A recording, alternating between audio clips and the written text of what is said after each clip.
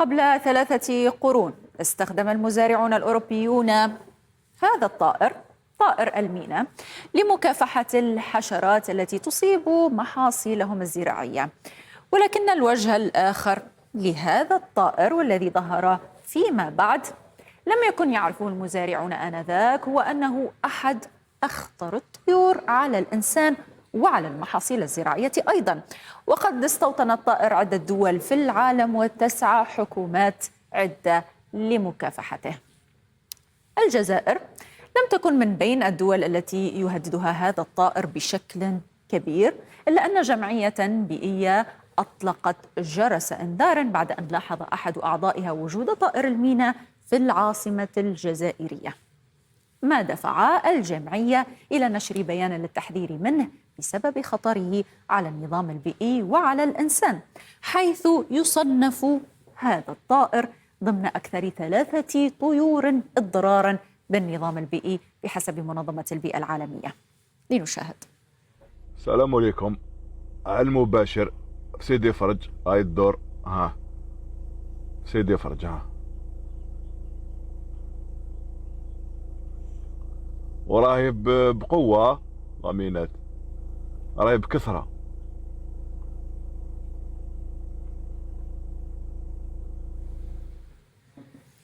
جمعية تربية الطيور للجزائر العاصمة قالت في بيانها: رصدنا وبقلق شديد ظهور طيور المينا دخيلة. هذه الطيور التي لم تكن جزءا من بيئتنا الطبيعية أصبحت طليقة وتشكل تهديدا حقيقيا للمحاصيل الزراعية وصغار الطيور المحلية.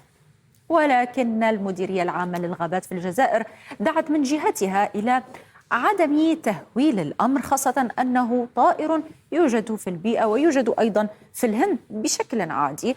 وقررت الشروع في عملية تحقيق في وجود طائر المينا عبر تنظيم زيارات للمناطق المشتبه في وجوده بها من أجل إثبات أو نفي أنه هذا النوع من الطيور.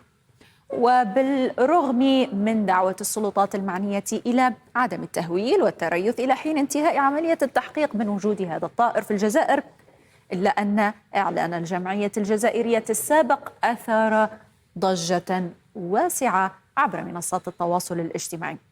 فلماذا يشكل هذا الطائر كل هذا الخطر، وكيف يمكنه أن يضر بالإنسان والحياة البيئية؟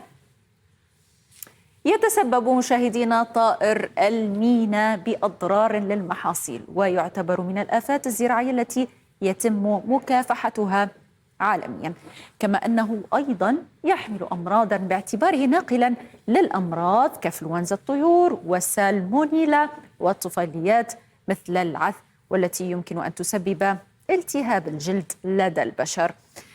في هذا الفيديو الذي سنشاهده مشاهدينا، مزارع في دولة عربية يوثق كيف استطاع سرب من طيور المينا تدمير محصوله الزراعي. لنشاهد. السلام عليكم ورحمة الله، متابعين معالم زراعية. هذا التدمير من طائر غازي خطير ألا وهو طائر المينا، تكاثر في السنوات ال4 الأخيرة بشكل كبير، يدمر المحصولات الزراعية، البساتين.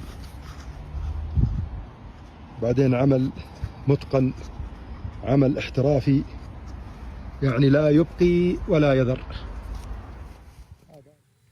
لا تقتصر أضرار طائر المينا مشاهدينا على البشر والمحاصيل الزراعية، إذ يعرف بالعدوانية والشراسة بسرعة الانتشار، حيث يعمل على منافسة الأنواع الأصيلة من الطيور وتخريب أعشاشها وقتل صغارها، مما يؤثر على تعداد وتوزيع هذه الأنواع وينعكس على التوازن البيئي بشكل سلبي. ورغم هذه الصفات، إلا أن طائر المينا يتمتع أيضا بصفات تشير إلى ذكائه المرتفع، حيث يمكنه تقليد الأصوات البشرية بشكل كبير مثل طائر الببغاء.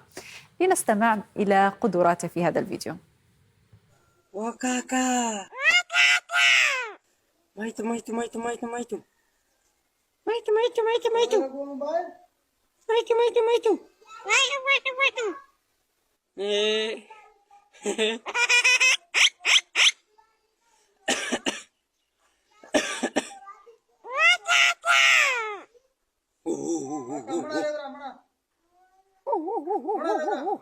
ಮುಸ್ಸಾರದ ಇದಲ್ಲ بيبي كوي.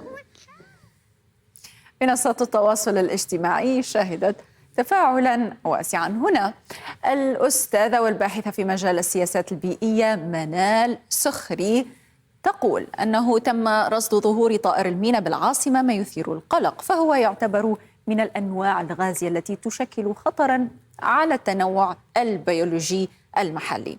الحفاظ على توازن الأنظمة البيئية يتطلب وعيا وتحركا لمواجهة تهديد هذه الأنواع الدخيلة.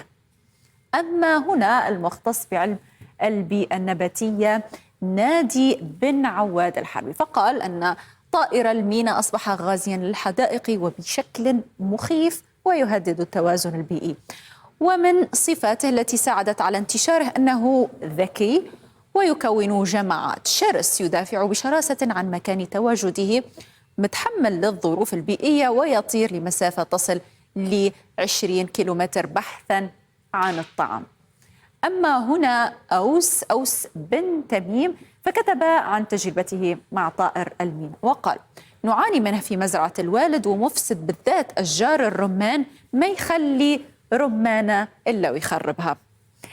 بينما قال عبد الله البراك أبو محمد أن طائر المينا الهندي طائر عدواني شرس عدو لدود للمزارعين والطيور المحلية ومؤذي للمواشي، ويعتبر من أفضل الطيور في تقليد الكلام البشري كما شاهدنا في الفيديو.